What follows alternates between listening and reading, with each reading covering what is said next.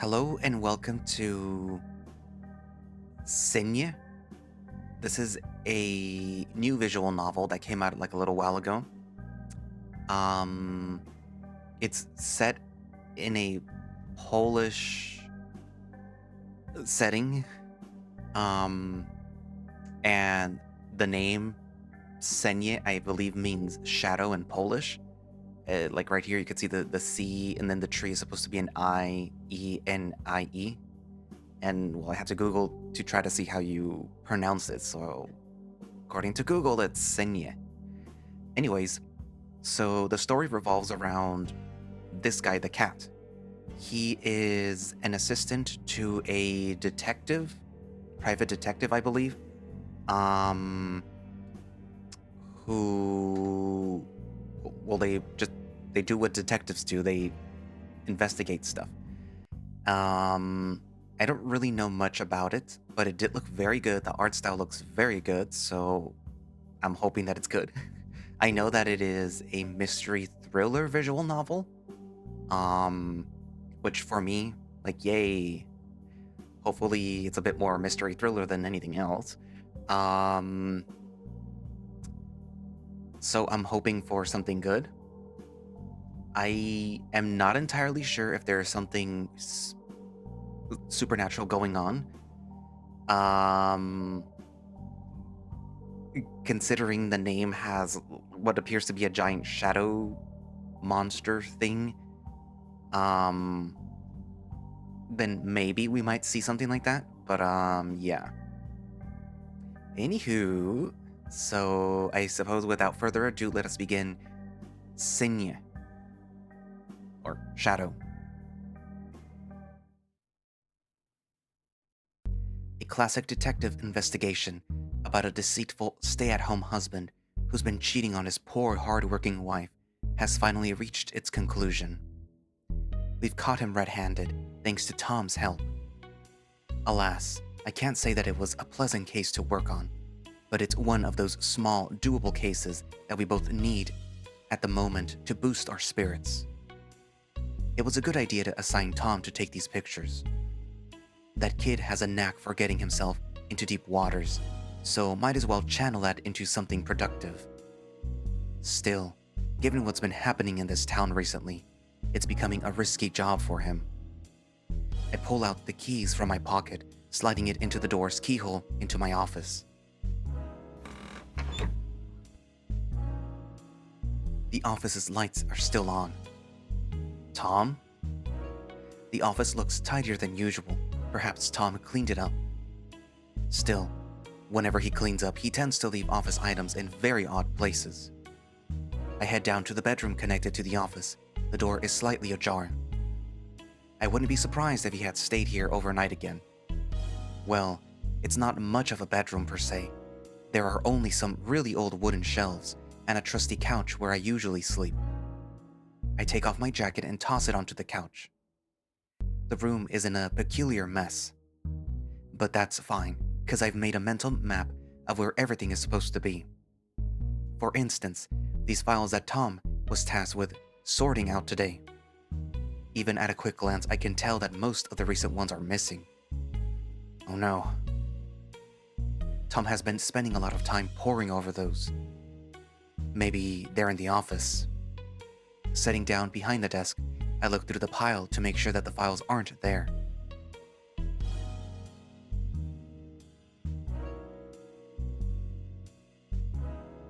As I turn on the radio, it crackles a little before picking up a transmission of a news broadcast. I take out the last cigarette from my breast pocket. I'll need to remember to buy more. Or I should quit smoking. Cheaper option. The police are still dealing with complaints over the botched investigation of the missing individuals in Sipniowo? Sipniowo? The radio blares the voice of one of the townspeople being interviewed. It's been almost 3 years, and we still know nothing. How long must the victims' families put up with the cops' incompetence? With a deep sigh, I turn off the radio. Police losing the trust of the people isn't uncommon anymore, Most officers fail at handling even the most routine tasks and often put people in danger. I run my fingers through the files in the drawer. That case file isn't here. Did Tom take it? I take out my cell phone to dial Tom's number, but I realize that the battery's already dead. At least the office telephone is always working. Hey, it's Tom.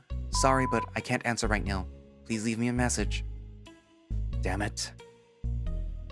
I dial his house number instead. Hello? Carl, it's Markus. Is Tom home? Wasn't he with you? He hasn't come back home yet. Did he do something? Nah, nothing. Goodbye. I immediately return the telephone handle back to its cradle. With keys in hand, I dash downstairs. He probably thinks that he's helping, but I'm honestly afraid that he might be making things worse.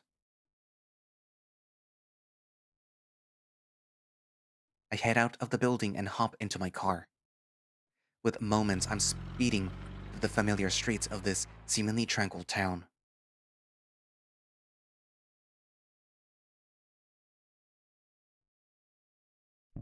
My boots are now drenched, with the streets full of deep puddles in this rain, but I'm not gonna budge. I keep peeking over the corner of the wall, waiting. The bull's in there. Trying to reassure myself, as all I can do now is wait. This is the place. The place our missing guy has been visiting recently. He had been missing for a month, according to the file. Eventually, he came back and started acting strange.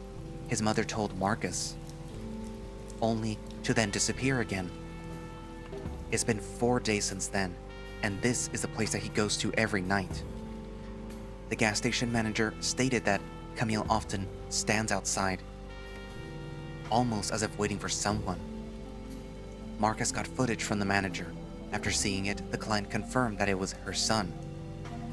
The real question is, of all disappearance cases, why is he the only one that came back? I mean, if someone wanted to vanish, they wouldn't be strolling around so nonchalantly. But did he want to vanish? Uncertainties fill my mind. I need to stay focused. With a deep breath, I try to quell my impatience. This persistent rain is wearing me down. Tempting as it is to check the time on my phone, I know it'll only heighten my frustration. My frigid and damp paws struggle to even hold the camera properly, and it almost slips out of them. Damn it. Just then, the wind chime sings. I rub the rainwater off of my brows, trying to focus on the figure leaving the gas station. It's him. I spot his horns first, which match the ones in the pictures. There aren't that many bulls living in this town. It's definitely him. I snap a picture just in case. Keeping a safe distance to avoid being spotted, I start following him. Even having done this before, I get nervous. The pitter-patter of the rain thankfully muffles the sounds of my footsteps. Although the tricky part is to avoid stepping in the puddles. The bull presents a towering figure, the streetlights casting a huge shadow behind him. I shift between different hiding spots behind a lamppost next to a row of flower pots right behind an old, bare tree. At this rate, I'm pretty much invisible. It's fun to think so, at least. At last, we arrive at a long stretch of road. As the bull stops, I dash into a nearby alleyway. But he starts walking again, only to stop a couple of blocks down the street once more. And then again. Each time, it seems like he was reaching his destination. He instead lingers near some house before moving on. It's odd behavior for sure. Maybe this is what his mother meant? Or is he onto me? He seems to thoroughly examine each place, but for what purpose? Markus was told that the bull doesn't have many acquaintances in town, or at least not ones he still keeps in touch with. Without knowing for sure, however, it could be reasonable to assume that the houses might belong to those old acquaintances. It's definitely a lead worth checking, I will have to run by the addresses later. Ensuring both the bowl and the buildings are captured in the frame, I discreetly snap photos from different angles. Then, I back off into one of the alleyways just as it appears that he is heading towards the bus stop. There's only one bus passing through here at this hour, with its final stop in a nearby town. Is that where their goal is staying? I check my phone for the time. 22:36. If I remember the schedule alright, the bus should be here soon. Before I can get any more shots, a familiar-looking car gently cruises from the opposite side of the road, accompanied by a droning noise. The driver slowly rolls down his window, revealing the German Shepherd's disgruntled stare as I hide my camera. Get in. I simply smile back at him. Oops, busted. I hurriedly approach Markus's car, but not before taking a quick glance at the bus stop. The guy's already gone. With the bus already there, I'm unsure if the bull did get on it. Either way, that bus is now speeding off to its next stop.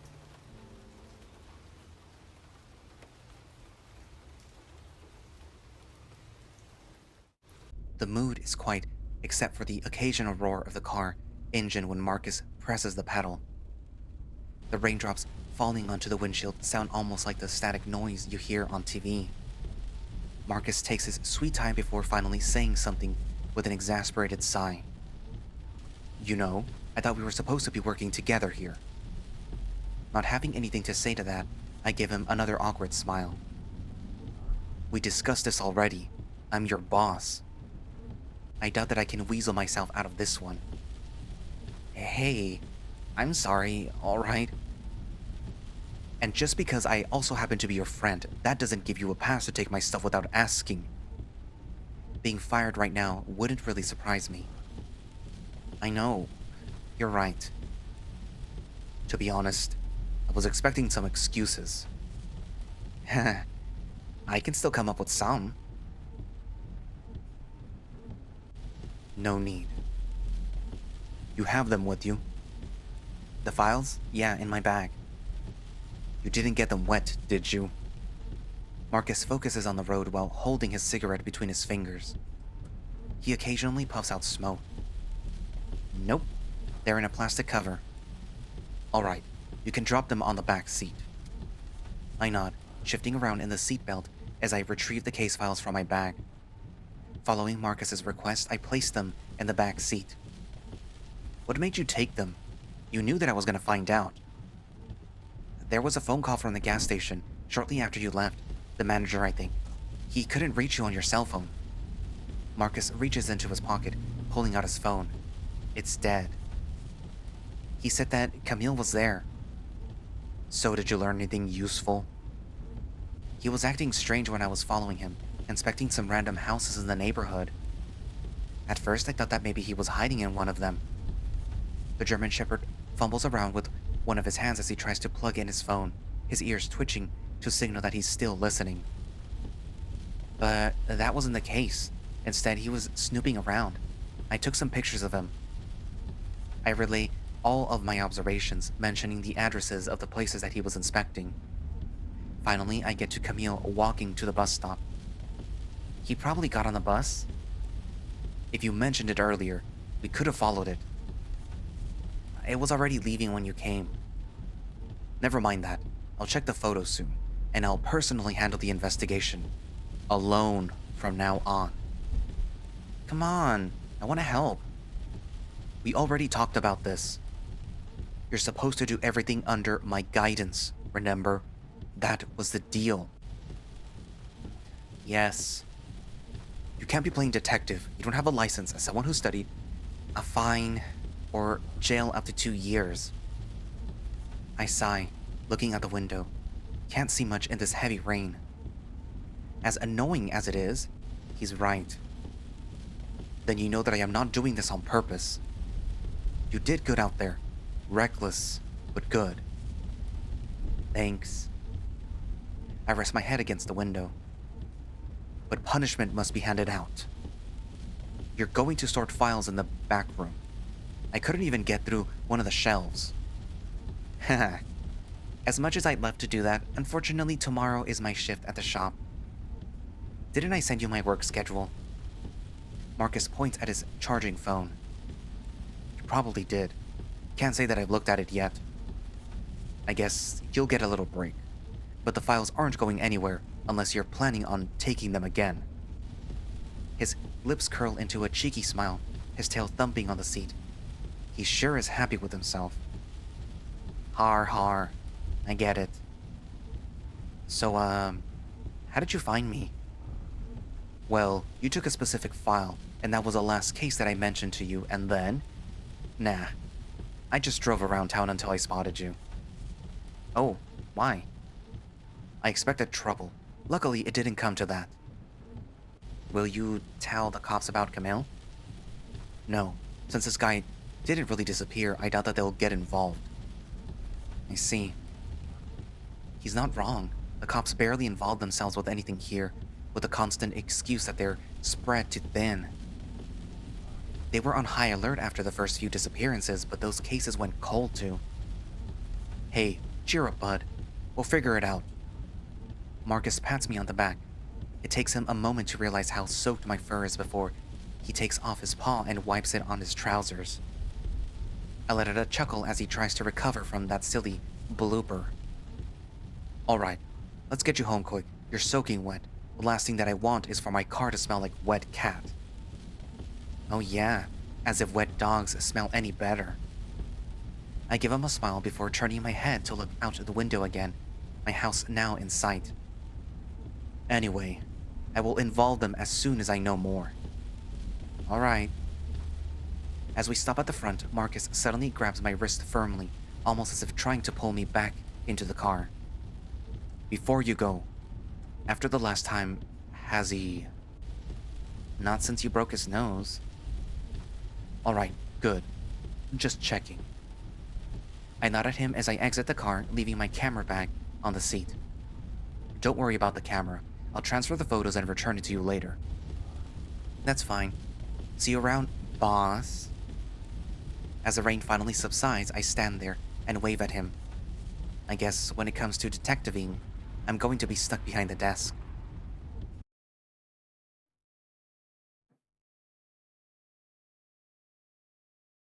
As I step inside, a familiar scent greets me, but it's not exactly a fragrance that I long for. The air is thick with a putrid stench of alcohol, hanging heavily in every corner of the house. I lock the front door. The TV is still on, broadcasting a live football match. It's the World Cup qualifiers, Poland versus Kazakhstan. I briefly wonder who'll win, but I'm not about to stay to find out. Dad, an oversized and lethargic old cat, is passed out on the couch in front of the TV. I reach out and switch it off, silencing the constant stream of noise that serves as a backdrop to our lives. An empty can of beer and a half-empty bottle of vodka lying on the table next to him. There are at least 3 more cans on the floor. This isn't the first time that I've seen him like this. Won't be the last time either. I simply ignore the mess and head upstairs. With each step I take on the creaky wooden stairs, I'm conscious of the need to tread lightly so as not to disturb the slumbering beast downstairs. As I enter my room and flip the light switch, a sense of relief washes over me.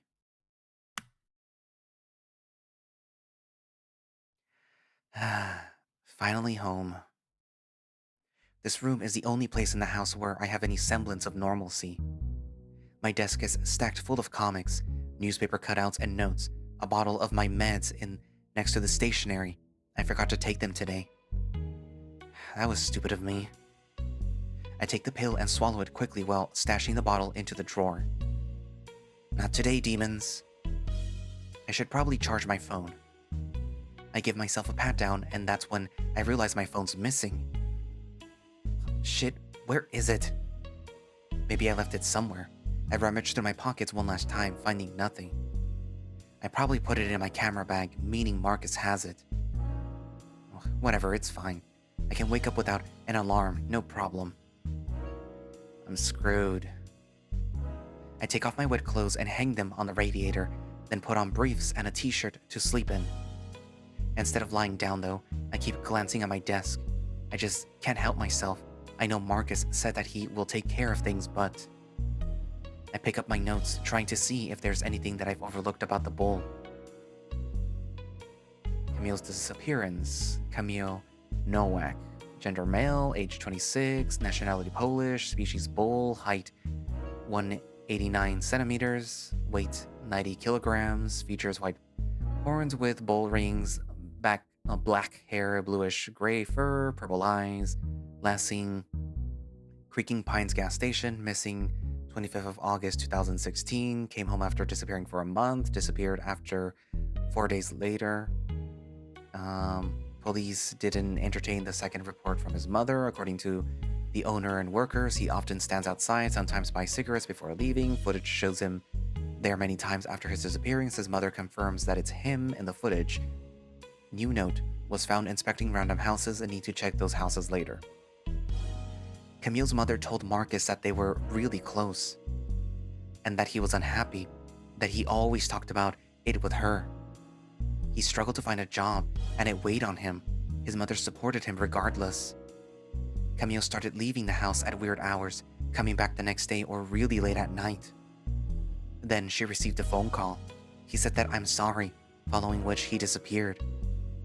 Now, a month later, he's back, waiting for someone or something at that gas station and inspecting some houses. Definitely sounds like he got mixed up in something shady. Maybe he was or is associated with some dangerous group of people.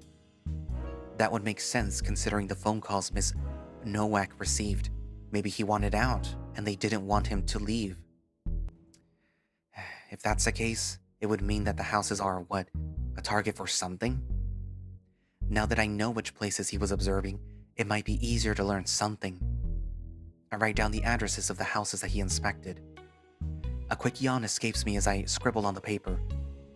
I should be in bed. My other work starts early in the morning. Gathering the scattered notes on my desk, I stack them into a neat pile, then I flop into bed. Laying there, I realize I still need to turn off the lights. The bed is so comfy though. I groan in my pillow, trying to gather all the strength that I have left to get up and turn it off. Before I can do so, a noise makes me jump. It sounded like it came from the corridor. I look to the door, expecting Dad to enter. When he doesn't, I get up from my bed, opening the door and glancing out into the dark hallway, seeing nothing. I shuffle back into my room and lock the door. I have no idea why I did that, but it does make me feel a bit safer. I turn the lights off and slip back into bed. I lie there in pitch darkness, trying to discern where that sound came from after all. Part of me hopes that I just imagined it. Wouldn't be the first time. Just then it happens again. I look around, barely moving my body. It appears to be coming from outside. I slowly get up and approach the window. The darkness makes it hard to spot anything. It takes my eyes a bit of time to adjust, but as they do, I spot a figure standing outside. In a rhythmic fashion, he kicks the wooden fence, stands still, and then does it again. The horns and clothing. Is that Camille? What the fuck? As he stands there, now motionless, I try to get a better view. He suddenly turns around, focused on the forest behind, and for a moment it looks like he is talking to himself. A sharp pain pierces my head as the floor beneath me becomes shaky and uneven. Camille looks straight at me. The bull blurs into and out of my focus. Our gazes lock. I'm completely petrified. My shoulders tighten while I hold my breath. It's too late to hide now. He knows I'm watching. He must have seen me follow him. Fuck. A part of me wants to back away from the window and go back to bed. To pretend like this is just a bad dream, but I can't. It might be my only chance to learn something. Despite all my instincts screaming at me to not do this, I open my room window. We stare at each other in silence for what feels like an eternity. In the end, I lose the staring contest and decide to speak up. Uh, who are you? What are you doing here? Not knowing how much he knows, it's probably safer to play dumb. You shouldn't have done that. My body freezes again. His voice is hoarse, rough, as if he's just finished a marathon. While I struggle to get out of a proper response, the bull keeps staring back at me. It feels like his eyes are piercing right through me. I don't know what you're doing here, but do you see them too? What? He doesn't respond, but keeps his gaze on me. There's only an agonizing silence. It feels like forever before he turns around and simply walks away. I want to yell after him, but I can't. All I can do is stare at his back as his form fades into the darkness. As soon as he disappears, my motor functions return. I back off from the window, closing it. The pounding in my chest slows down as I sit on my bed. The fuck was that? There's something seriously wrong with this guy. I should call Markus. I. Right. My phone's gone. With a deep breath, I lie down, facing the window, almost as if I'm expecting him to be out there again. One question lingers on my mind. He obviously saw me follow him, but how did he find me? Trying to think of every possibility, my mind begins to spiral. He didn't follow us. That would be impossible, right? Then, does this mean he already knew where I live? And if so, does that mean that he knows something about Markus and me? My mind racing with questions that I can't answer is draining, and before I even realize it, I'm out.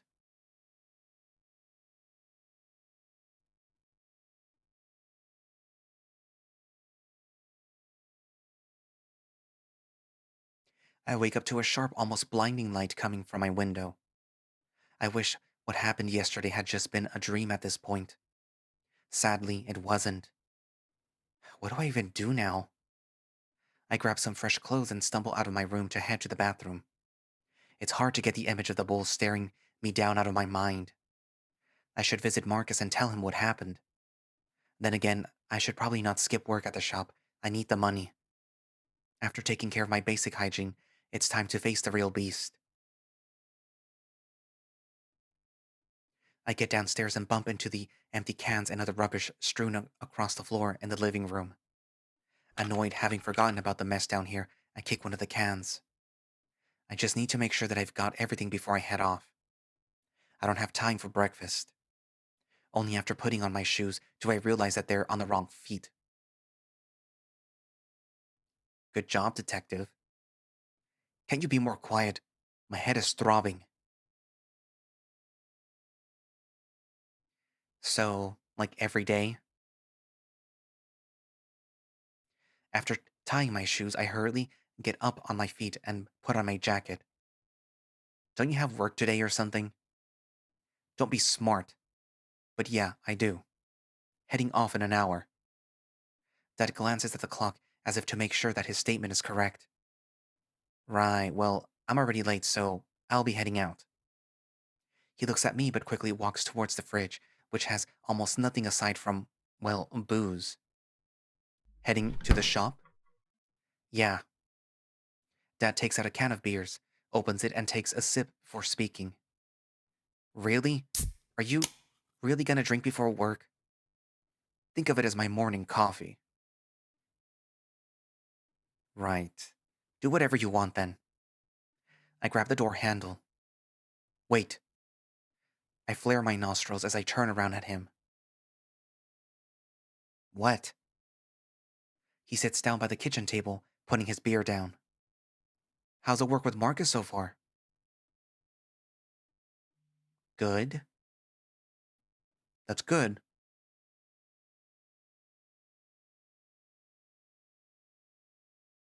Who would have thought that you follow in her footsteps? Sorry, I gotta go. Super late already.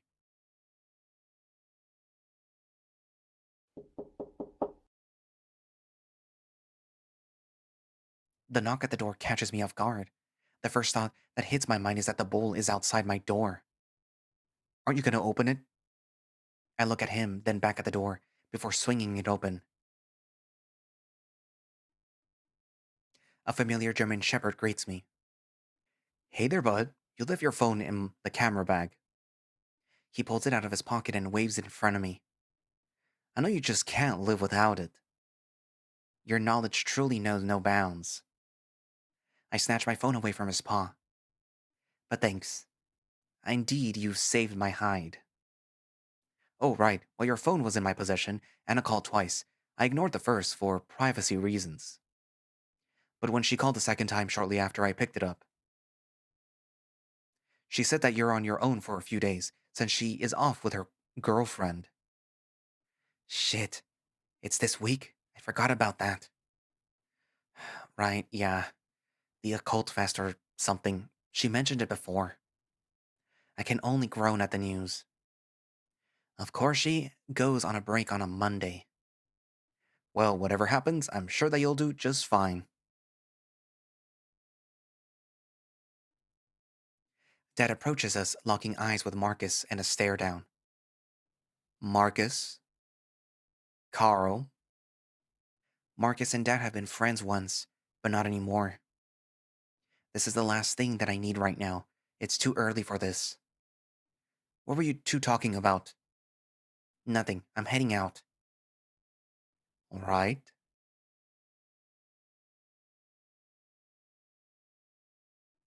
I shut the door behind me and shove Markus forward. I notice him giving me a concerned look. I let him go and keep walking farther and farther away from the house. Not to pry, bud, but what was that about? What do you mean? You basically shoved me out the door. Markus puts his hand on my shoulder, stopping me, and looks towards the house. Did he do anything? Oh, no, not at all. You sure? Well, it's just... Markus has probably noticed the hesitant Candace in my speech by now. His canine ears are perked up like satellite dishes. I'm having a hard time talking to him. I would say that's normal after what happened. Markus leans forward, putting his paw on my shoulder, his brows furrowed in genuine concern. I stare back into my reflection in his ocean blue eyes. A deep sigh escapes me. It's nothing really. It just feels like whatever we had as a family is gone with Mom. But I'm not going to mention that to him. Your father's a stubborn man. I doubt that he wants to openly talk about what happened. So he drowns it in liquor. I tried countless times to reach out and talk to him about what happened to Mom. Yet each time I was met with silence, a refusal to talk. Well, the rumor is still going around too. Do you believe what people are saying? I know that he'd never hurt her. Listening to the neighbors gossip about whether he might have done something to Mom was hard enough. People have already made up their mind about who my father really is, even though they have it all wrong. So does the police. They found nothing on him. The police aren't gonna act on some rumors. Never mind. To be honest, they don't act much at all. That's true. Anyway, sorry. I didn't want to bother you with my problems today. Not a worry.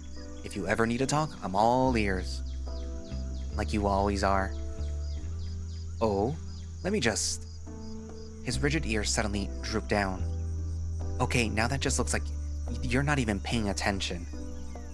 Markus lets out a chuckle, bringing a tiny smile to my face. Then I remember one important thing I've yet to mention to Markus, the nighttime visit from the bull. I feel like I'm about to be grounded from fieldwork even more now. There's one other thing. I'll just get straight to the point. Sure, what is it? Camille was outside my house yesterday.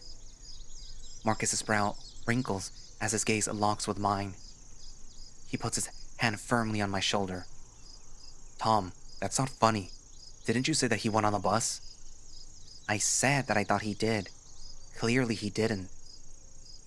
Are you alright? How did he find you? What did he want? Did he say anything?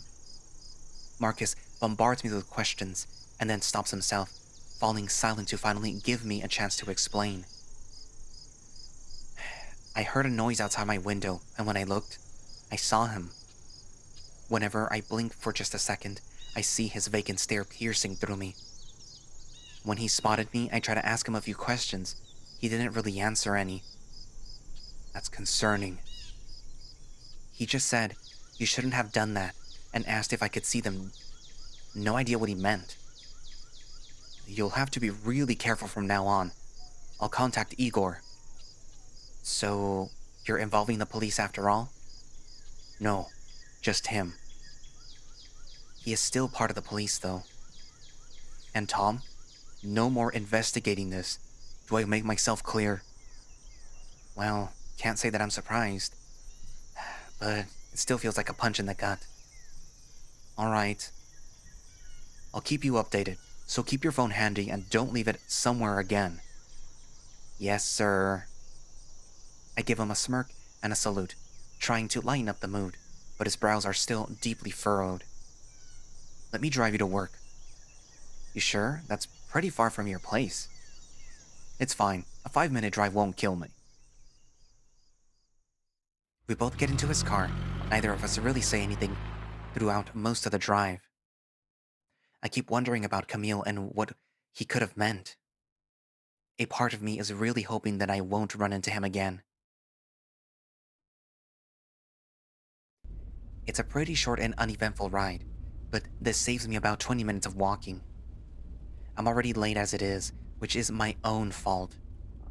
Marcus's fingers drum against the wheel as he briefly inspects the rearview mirror before glancing at me.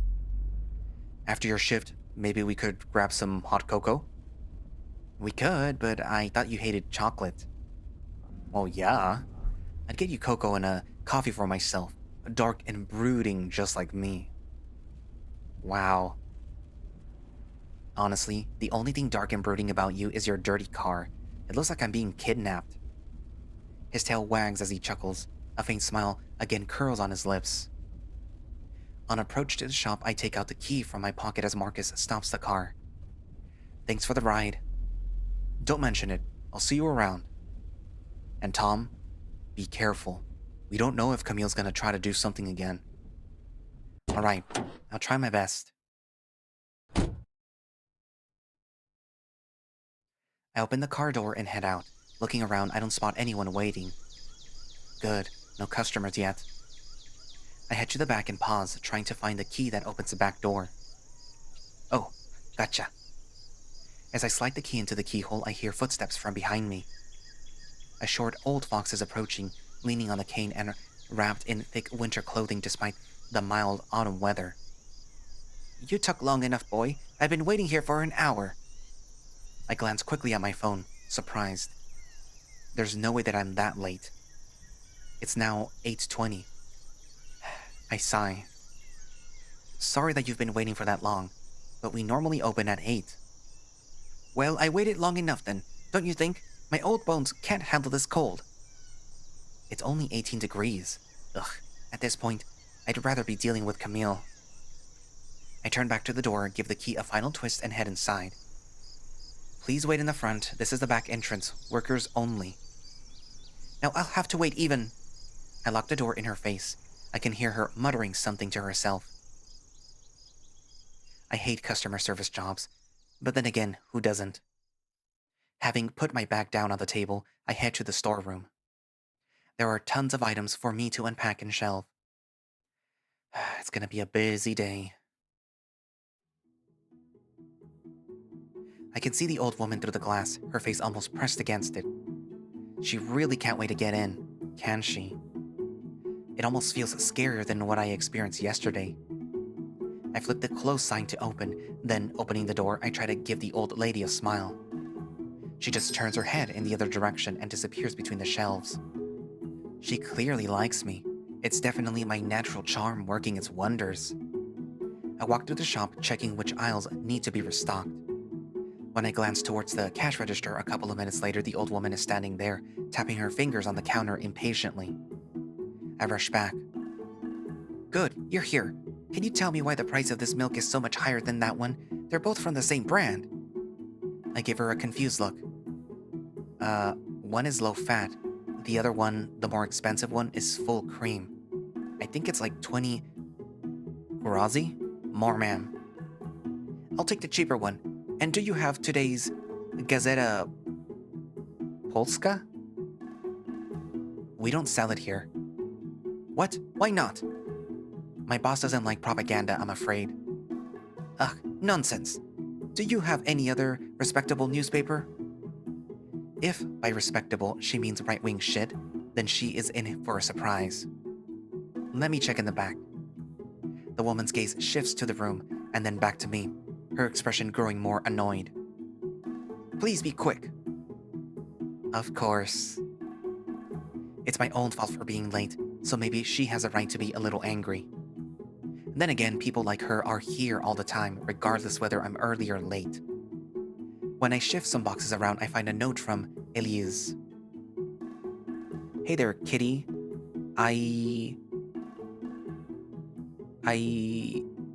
Yeah, Havel? You're on your own for a few days. If you need a shoulder to cry on, you could go out somewhere. We could go out somewhere. You know my number, call me. Eli. I can barely read the thing, but it makes me chuckle. He always finds a way to brighten my day. Elias and I have been friends since childhood. He had already been working as a delivery guy long before I was hired by Anna to work here. We've had trouble meeting up since he now lives with his father, and I don't think that man likes me very much. Before I can dwell on that, though, I hear the old woman cough loudly. I eventually find the stack of today's newspapers. I place them next to the cash register. Here you go, ma'am. She glances at what I brought with disgust, tossing some of the newspapers to the side as she looks through the pile. Nothing good. I guess I'll take the Super Express. All right, here you go, ma'am. Thank you. She nods at me and pulls out her wallet while I include the price of the newspaper into the total.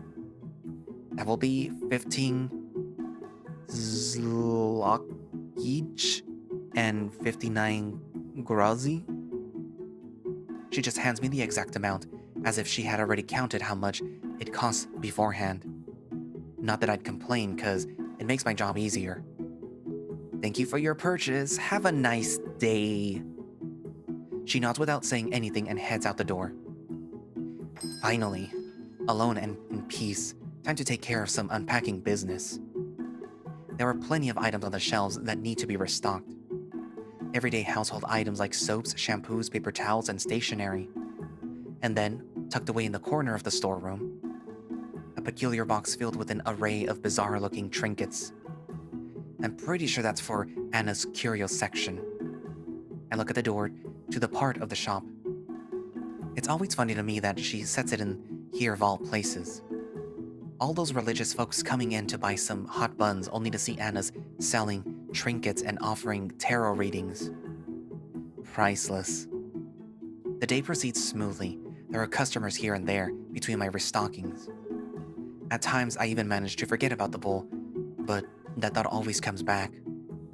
With the shop now empty, it's time for some shopping of my own. Not being that hungry, I only grab some essentials: potatoes, bread, ham, and some cheese. As I scan to pay for the items, the door chime rings. 4 men enter, dressed in rather dapper attire. I don't think that I've seen them before. Welcome!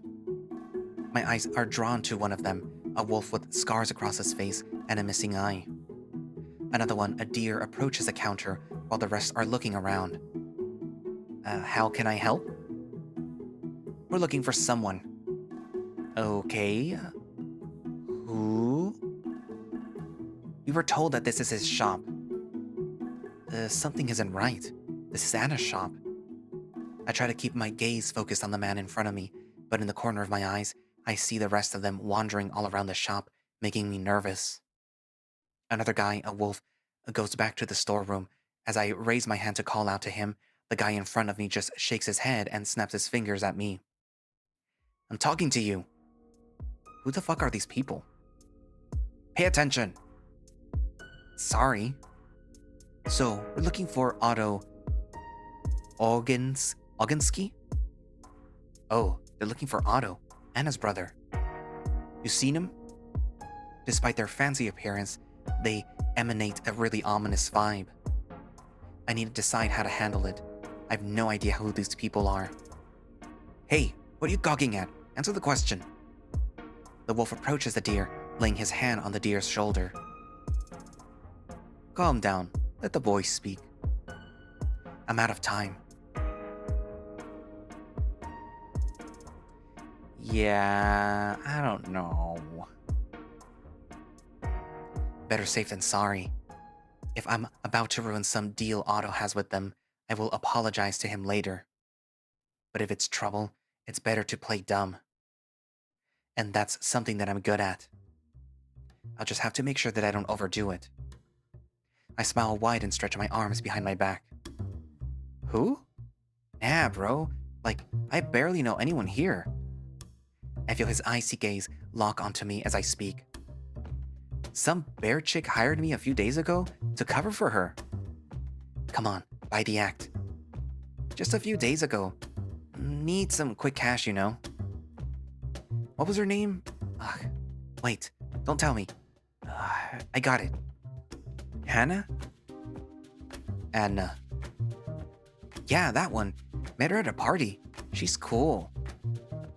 But you're not looking for Hannah, right? Anna. Oh yeah, Anna, right. Listen, I just met her at a party. Guess I mentioned needing some cash and she just said that I could cover for her here. The deer sighs while the wolf smiles. The rest of the men are paying close attention to my performance too. It's hard to tell if they are actually buying the whole thing. Sorry, but I can't help you more, bro. I almost jump as the door opens again. A hyena enters. Is that Elias? I can't get distracted. But, wait. Hannah left me her number. Anna left me her number. The deer's gaze gets more intense the more he looks at me, almost like he's reading me. You want it? No, you imbecile. We're looking for the owner of the establishment, Otto Oginski. Well, don't know what to tell you, man. I only know Anna. Don't think that I met any Ottos at the party. Fuck's sake, are you dense? The deer looks like he's about to snap. His scarred hand closes into a fist. The wolf steps closer, grabbing the deer by the arm, while shaking his head. Fair enough. Even I would want to punch myself at this point. Sorry to interrupt, but hey, bro. The hyena steps closer, and I finally pay proper attention to him. Except, it's not Elias, and I'm left staring in disbelief. Dawood is back. He approaches me and extends his fist for a bump. That party was fire. I nod at the hyena, an old friend? A former friend? I don't even know what he is to me anymore, but for the sake of keeping up the act, I follow his lead with a fist bump. It sure was. The wolf looks at the both of us before speaking with a gentle cadence. I see. Sorry to take your time. No worries. We're all friends here. I extend my fist to the wolf for a fist bump. The man just looks down at it and turns to leave. Hopefully, they bought it. With Dawood's help, they should be convinced. I learned nothing from those guys, and I hope that Otto isn't in some deep shit. He isn't one to look for trouble. The wolf beckons the rest to follow, like a pack, and the men gather up near the door. If you see Otto, tell him that we're looking for him. He'll know what it means. After saying that, they all leave. Wow, acting class as much? I think they bought it. I'm not sure about that. Oh. I'd have bought it. With a wide smile on his face, he steps closer. Tom, I'm so happy to see you again. It's been years. Nothing comes out of my mouth. I just stare at him, almost like I'm seeing a ghost that's been haunting my mind for years. Tom, hey, are you in there? Seeing him with his round doe eyes and dumb-looking smile somehow makes my blood begin to boil. It's been 6 years. I gently massage my temple, trying to quell the burning sensation that has crawled up my head. Before it goes too far and erupts from my mouth into a fiery speech at Dawood. 6 years since you left without a word. Yeah. A lingering silence envelops both of us as we look at each other, except for the incessant tapping of my fingertips on the counter. Seeing him again should make me happy, but I feel nothing like that. Man, I'm sorry, but I couldn't really be in touch. Family stuff. Are you kidding me? Family stuff? That's a terrible excuse, especially when you ignored Elias, too. After Dawood left, without a word, I had no idea what happened. Nobody would tell me anything. His father only mentioned that Dawood left for Germany with his mother. Otherwise, I would have ended up thinking that he was yet another disappearance.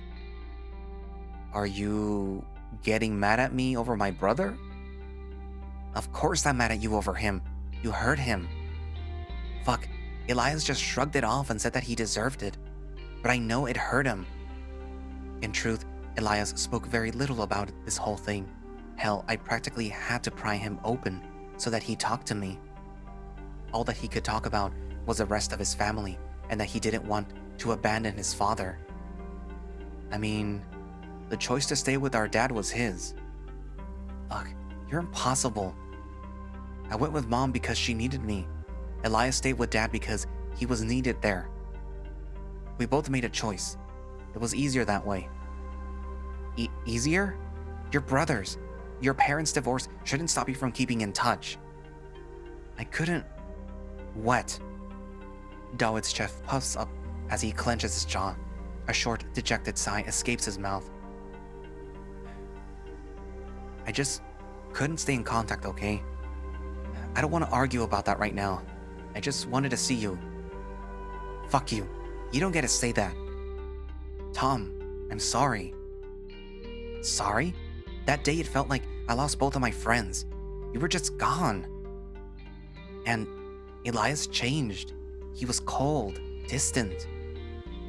Anna and Otto were still here, but it wasn't the same. After I left for uni, things just moved on. I didn't hear from either of you. How do you think that felt? It probably won't count for much, but I'm really sorry. But I'm back now. Can I ask you something? Sure. Why are you here? Would it be hard to believe if I said that I came back to fix what I broke? And win my friends back? What if your friends moved on and didn't need you anymore? Guess I'll keep trying to regain their trust. I stare deep into his eyes to sense any hint of deception. They say the eyes never lie, but Dawood has always been good at lying. What about Elias? Was he happy to see you? You're not gonna let this one go, are you? Not really, no. Well, I haven't talked to him yet. What? The hyena sighs deeply. I will though. I suppose I'm just unsure how to do this after so long. Well, you've never been one to back down from an adventure. Did he talk to you after you came back? Yeah, he technically works as our delivery guy now. Oh. Yeah. Alright, well, don't get mad, but after I meet Elias, if he'd even want to see me, do you want to go out somewhere with me? To catch up and all? I'm kind of exhausted today. I just want to know more about what you've been up to. The gist of it, at least. I'll pay for the food, and you can order whatever you like. Before I can respond, a new customer enters. Dawood's ears perk up. Welcome. Let me know if you need anything. The customer nods, taking a few things quickly, quite apart from a thank you and a goodbye. Meanwhile, Dawood waits for him to finish before he turns to me again. Please say yes. I don't know if I want to deal with all of that right now. And by that, I mean you. No point when you could just vanish again. Oh, right. Nah, I'm staying for good. My parents' old house is mine now, and there's not much left for me in Germany. Well, Mom's old house. Huh? I'm gonna tell you more if you agree to meet me tonight. He smiles like he is proud of his offer. I'm not promising anything. Alright, I'll talk to Eli first and then ask you again. Well, I'm glad that you at least understand. Yeah, I got you. Mind if we exchange numbers? I nod and take his phone to tap out my number while he does the same on mine. I'll be heading off then. I've got plenty of catching up to do. Hopefully we can see each other tonight. Maybe. Dolly just smiles and gives me 2 finger guns followed by pew pew sounds as he leaves. Watching him walk out and down the street through the dusty shop window makes me feel uneasy. Him being back at all is surreal. I don't know what to make of this return. My mind races to search for some closure. His unexpected presence has stirred a mix of emotions within me, like a storm brewing inside a cup of tea, yet I can't seem to grasp a single tangible emotion from it. Should I feel happy that he's finally back, or mad that he simply assumes that he can slip back into our lives as if nothing had happened after he left? Regardless, perhaps the passage of time has carved a deep rift that separates Dawood and me over all these years, making me feel detached from this whole situation. How does one even navigate the awkward terrain of our suddenly renewed connection, and is it even worth a try? Despite my lingering thoughts about what just happened, the rest of the day unfolds seamlessly. The flow of customers coming in and out and blurs into a breathing tide that oscillates between time of bustling activity and tranquil lulls. Every now and then, some guy coming in reminds me of that group of men looking for Otto, while the departure of another brings my thoughts back to Dawood. The sky shifts into a darker hue, bringing along gusts of cold wind. I'm deeply fixated on a line of spruce trees outside waving at me. Some branches that sway and bend a bit too hard begin to snap with a resounding crackle. I pack my things and lock the shop, making sure to check everything one last time so I don't leave anything behind. I look up at the rolling mass of gray clouds looming overhead. The wind is now tugging at loose leaves and tussling my fur. And that's where I'm going to leave it for today. So, we learned a couple of things, at least in the beginning. Mostly about this character, I guess, but also some stuff that's going on, or maybe part of the plot of what's going to happen. First and foremost, we were introduced to the detective that Tom here is working for, Markus. Seems to be a friend of his, if it wasn't already obvious. And I suppose that they're working as sort of like private eyes, where they're just dealing with cases that, obviously the police wouldn't normally deal with. Getting information, taking pictures of people doing bad things, etc., etc. And this guy's clearly doing it for money because, clearly something's going up with the dad.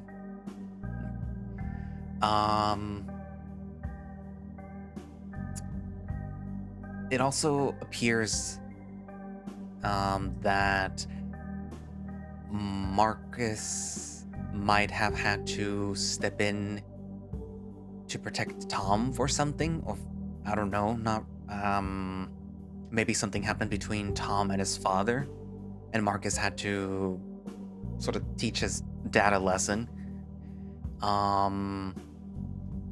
What else? We were also introduced to these characters which are looking for this Otto guy who you will end up meeting literally at the beginning of the next, part of the videos. Or part of the update, I mean. And I'm curious as to what's going on because they look kind of like maybe not mob, but maybe a little bit mob. Maybe they're sort of like those people that what are they called? Loan sharks, and they're looking to collect. If Tom is to be trusted, then I suppose that perhaps Otto was using the store as collateral or saying that he owns the store for credit or something like that, saying like, oh yeah, I own this store here. But apparently he doesn't. His sister's the one that owns it, Anna. And then we're also introduced to another important character, David. David, the hyena.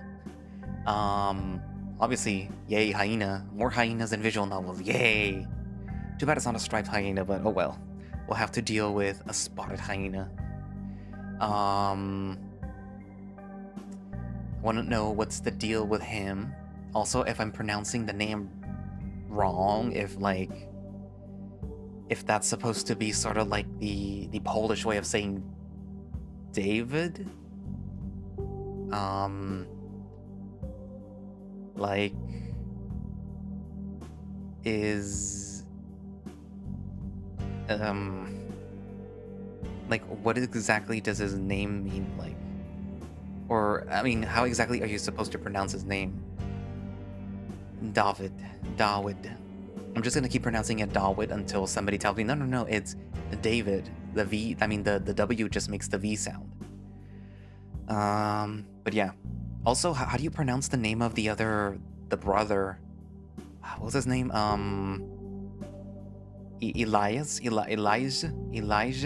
Elijah. I mean, I could just shorten it to Eli, even if they put it like the full name, I could just, say, oh yeah, Eli. Might be easier to pronounce it that way, but still. Anyways, but yeah, so you can imagine how happy I was to have another hyena in a story, even though he's not the protagonist. But I am wondering why he truly is there, because he, as Tom was saying it, I don't know if he was saying it in this one or in the next part, he can't exactly trust them. Maybe they have history, maybe something's going on. So I suppose we'll find that out too. We'll also find out why the bull was outside of Tom's house. I'm curious as to what's going on there, because apparently he was talking to something that Tom couldn't see, and I'm wondering why he wouldn't see it or couldn't see it. Anywho, so yeah, write down in the comments what you think. And channel members, ooh, the channel members, the people who are directly supporting the channel by subscribing to become channel members, I guess. But yeah, so here's to the channel members. These guys more or less help to make these videos possible by, being members. With their help, these videos are being made a little bit faster, a little bit more better, I hope. I hope that you can kind of see it in the quality. And the fact that I'm trying to crank these out a little bit, well, not that I'm trying to crank these out a little faster, is that I am able to do it faster, I guess. Anyways, but yeah. So yeah, channel members, woo! Anyways, so yeah, thank you all for watching / listening. If you would like to play, I already forgot how to pronounce the word properly, so I'm gonna just call it Shadow. Then you can do so by going down into the link in the description. As you can see, they have a Twitter page, which should have a direct link to the itch.io page where you can download the game, or you can just go to itch.io and search it up, and it's Cienie. I know that the tree doesn't look like an I, but it's an I. And just download it from there.